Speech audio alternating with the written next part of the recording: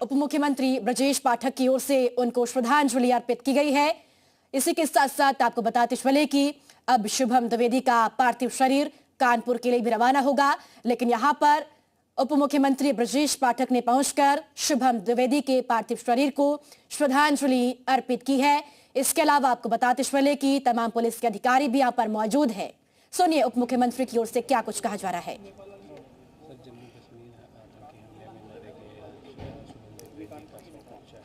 आज बहुत ही दुखद क्षण है। जम्मू कश्मीर में आतंकी हमले में शहीद हुए शुभम द्विवेदी जी, जो हमारे कानपुर के हैं, और नेपाल के संदीप जी का पार्थिव शरीर लखनऊ एयरपोर्ट पर हम लोगों ने रिसीव किया है। हम सब ने श्रद्धा सुमन अर्पित किए हैं। आतंकियों की कायराना हरकत का मुंह तोड़ जवाब सरकार देगी और हर स्थिति में जो हमारे भाई हैं जो शहीद हुए हैं उनका बलिदान निरर्थक नहीं जाएगा। आतंकियों को जरूर सजा मिलेगी। जरूर सजा मिलेगी और आतंकियों को मुंहतोड़ जवाब दिया जाएगा। उप मुख्यमंत्री ब्रजेश पाठक ने साफ तौर पर कहा है। साथ ही साथ उन्होंने यह भी कहा है कि बलिदान व्यर्थ नहीं जाएगा और इसका बदला जरूर लिया जाएगा। इन आतंकियों को मुंहतोड़ जवाब दिया जाना है और साथ ही साथ बहुत जल्द ही इन आतंकियों को मुंहतोड़ जवाब दिया जाएगा।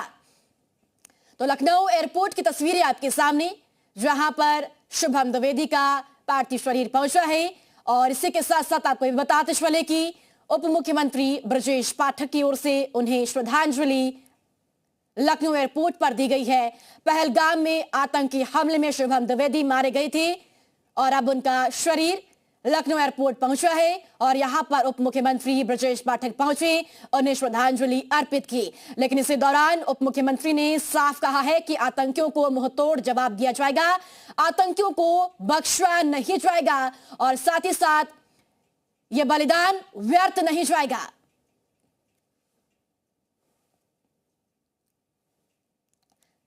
तुषार श्रीवास्तव हमारे साथ मौजूद है एयरपोर्ट से ज्यादा जानकारी के लिए। तुषार, उप मुख्यमंत्री ब्रजेश पाठक की ओर से शुभम द्विवेदी को श्रद्धांजलि अर्पित की गई है, लेकिन साफ उप मुख्यमंत्री ने भी कहा है कि आतंकियों को बख्शा नहीं जाएगा, मुंहतोड़ जवाब दे दिया जाएगा।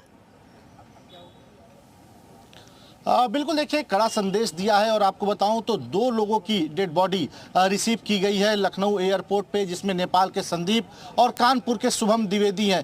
दोनों को श्रद्धांजलि अर्पित की गई है। अभी ब्रजेश पाठक जो कि डिप्टी सीएम है, उन्होंने एयरपोर्ट के अंदर उन्हें श्रद्धांजलि अर्पित की है और उसके बाद अब उनके पार्थिव शरीर को उनके घरों की ओर रवाना किया जाएगा। लेकिन ब्रजेश पाठक का जिस तरह से बयान आया, उन्होंने साफ कर दिया है कि जवाब मुंह तोड़ दिया जाएगा।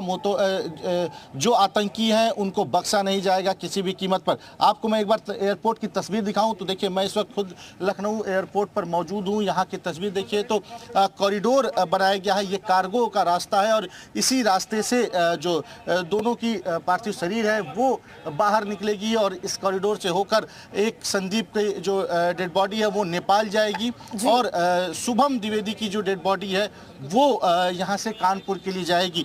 आपको मैं तस्वीर दिखाऊं तो देखिए, डेड बॉडी एम्बुलेंस लग चुकी है अंदर और पुलिस जो है वो कॉरिडोर बना चुकी है कि इसी रास्ते से निकलकर दोनों डेड बॉडी को जाना है। आपको बताऊं तो डिप्टी सीएम ब्रजेश पाठक खुद अंदर मौजूद हैं, एयरपोर्ट पर रिसीव करने के लिए पहुंचे हैं। कल शुभम द्विवेदी के घर पर मुख्यमंत्री योगी आदित्यनाथ भी पहुंचेंगे और आप तस्वीर देखिए तो एयरपोर्ट पर सुरक्षा कड़ी की गई है। भारी संख्या में पुलिस फोर्स की यहाँ पे तैनाती की गई है। पुलिस के तमाम आला अधिकारी भी यहाँ मौजूद हैं, सीआईएसएफ की भी यहाँ पे तैनाती की गई है।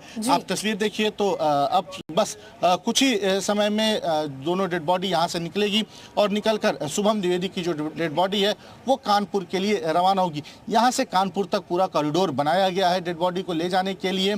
आपको बता दूं तो शुभम कानपुर के रहने वाले थे और पहलगाम घूमने के लिए अपने परिवार के साथ गए थे, जहां पर उनकी आतंकियों ने हत्या कर दी।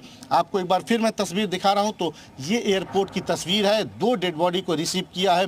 डिप्टी सीएम ब्रजेश पाठक ने श्रद्धांजलि दी है और एक कड़ा मैसेज भी दिया है। हालांकि अगर आपको बता दें तो इससे पहले जो CCS की बैठक भी हुई थी, उस बैठक के बाद ही मोदी सरकार ने, भारत सरकार ने कड़ा संदेश दे दिया है।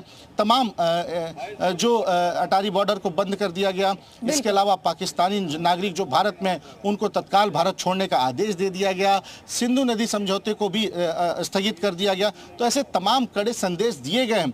उसके बाद अगर बात करें तो ब्रजेश पाठक का भी जिस तरह से बयान आया, तो कहीं ना कहीं ये साफ है कि इस बार भारत सरकार जो है वो आतंकियों को छोड़ने के मूड में नहीं है। और बिल्कुल देखिए, आपको तस्वीर तो देखिए, अलर्ट हो चुका है। तमाम जो पुलिस के लोग हैं वो अब अंदर की तरफ जा रहे हैं। जो दोनों डेड बॉडी है उसको लेकर बाहर की तरफ आएंगे और यहाँ से कॉरिडोर बनाया गया, और इस कॉरिडोर से लेकर शुभम द्विवेदी की जो डेड बॉडी है वो कानपुर के लिए जाएगी, और संदीप जो कि नेपाल के रहने वाले हैं, उनकी भी डेड बॉडी नेपाल के लिए जाएगी। आप तस्वीर देखिए तो तमाम ये जो पुलिस के अधिकारी यहाँ पर मौजूद हैं। मैं आपको पहले चारों तरफ दिखाऊं तो देखिए, कॉरिडोर बना हुआ है यहाँ पे डेड बॉडी को ले जाने के लिए, और अंदर एम्बुलेंस भी लग चुकी है। तुषार, कितना समय लगेगा लखनऊ से कानपुर पहुंचने में पार्थिव शरीर को? देखिए, अमूमन अगर बात करें तो लखनऊ से कानपुर पहुंचने में 1.5 घंटे का समय लगता है, लेकिन कॉरिडोर बनाया गया है, भारी सुरक्षा में जाएंगे तो माना ही जा रहा है कि 45 मिनट के अंदर यहां से कानपुर पहुंच जाएगी डेड बॉडी शुभम द्विवेदी की।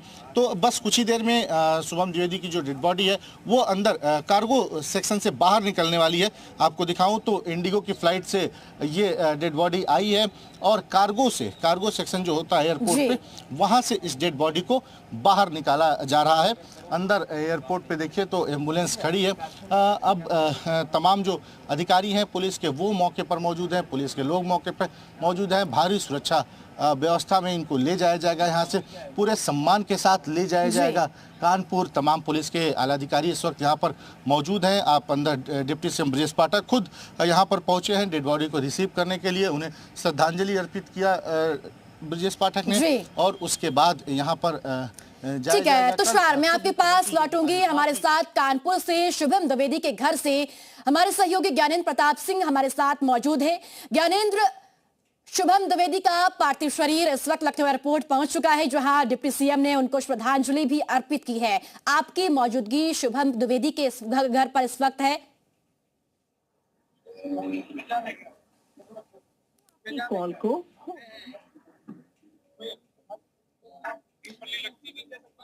ज्ञानेंद्र, क्या आपको मेरी आवाज मिल रही है?